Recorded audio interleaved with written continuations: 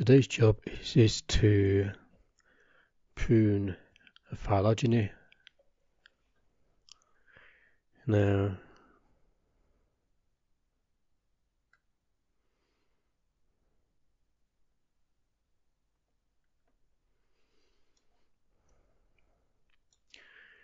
here I converted the codes which I showed in the last episode. Now you can see here these are taxon codes, also named Toby codes. I think was even used in a publication somewhere. These are built from a taxonomic hierarchy. So I pulled out the regular species ID from the NCBI system by querying the accessions. Now these, you still can't really use these in a phylogeny. Most obviously as a terminal ID, because often these are used for denoting, say, this is probably subgenus, but it's generally poor practice to use parentheses in a Nuix string, because the splits are themselves defined by parentheses. And more than that, generally you want a simple ID as possible. So I've gone through all these IDs and made a bunch of adjustments. There's a huge amount of these. So this is for the whole box tree, which is over 8,000 terminals. And here are some of the unique ways species IDs I had to process. See some of these, BM and H, that's an abbreviation for Natural History Museum, often used in specimen IDs originating from there. It's common, not too bad, but I prefer without a dot. Hyphen, using IDs, wouldn't recommend this, so just remove this. CF, just remove the dot. AF, taxonomic abbreviation, not too bad, but this is rather a bit more complex than it needs to be, I think. So I just put this as SP. We've got a note here, a INAE, so it's usually subfamily. So this would not be informative in the ending tree, so I would aim to prune this. NR, there's only one case of this, so it's acceptable just to take the genus name, ignore that it's been assigned probably that genus. Here, this is not really a great idea. We have a binomial, and they've put in the original Victorian person who identified this originally, which we really don't need to see here. And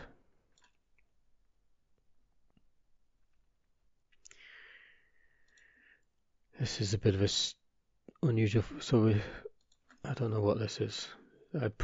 Might be a subgenus, but that would normally go immediately after the genus name, so I'm a bit puzzled with that one. And this is, they put a / in the species ID, perhaps to denote it could be either of these species, but we don't need any such characters. We need just a little more than A to Z, preferably. When we've got some single quotes, remove the single quotes, and we've got another reference attached to the species name. So this is certainly non-standard, although it's probably informative for a few people. And And yeah, so that was a few. Adjust all these, and then you get a nice. Where is it? Then we get a nice, neat label that can be used. Now, second issue is after doing this, these codes are all unique as part of the process, but when converted back to species ID, there was some duplicates. Some of these will be caused because I decided to trim off the subspecies names. I think generally in phylogenetics of insects we should be aiming for species as the main natural unit, and so I'd usually remove subspecies variation. But anyway, that causes some duplicated terminal IDs, which you cannot have. So that's the main thing to deal with. Let's just find where. So I deal with that in this check terminals.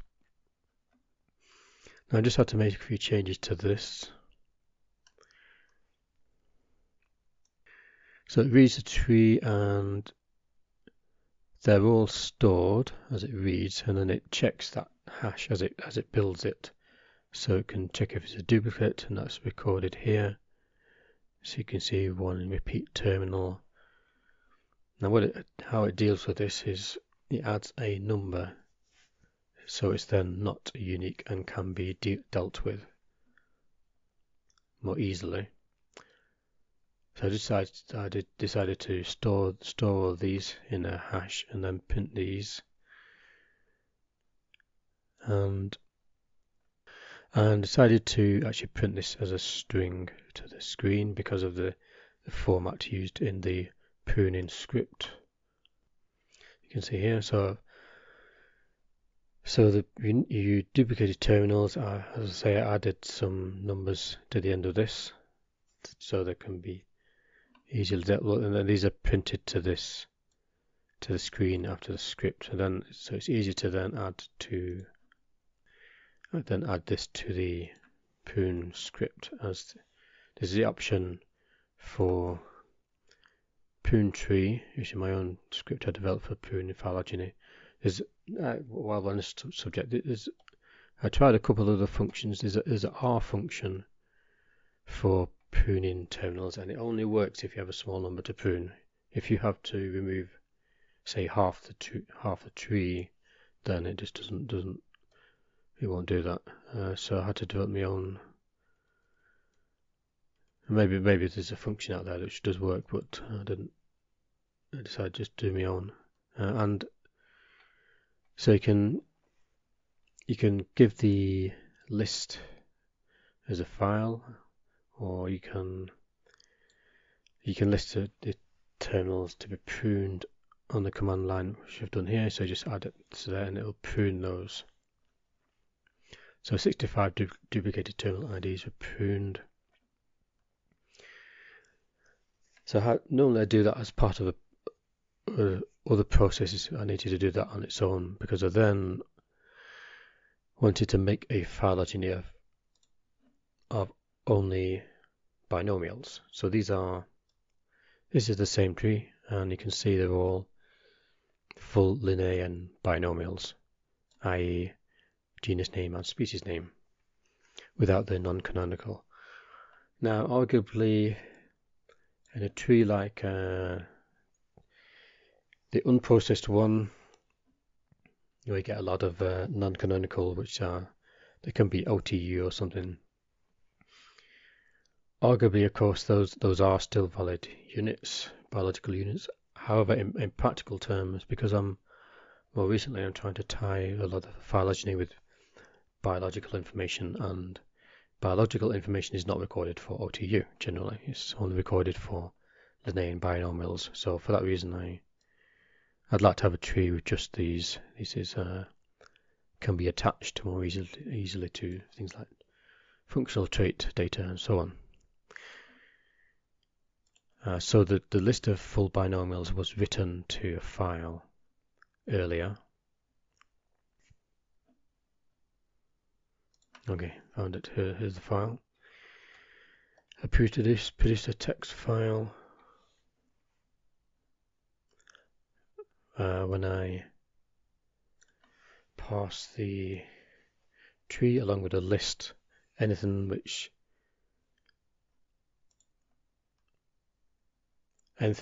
looks like a complete binomial. And here's the Perl regex for doing it. I always use for doing this. So it's a terminal string which starts with a capital letter. The capital letter then has a series of lowercase, underscore, then a series of lowercase letters, excluding, this is a common one, which is underscore sp, and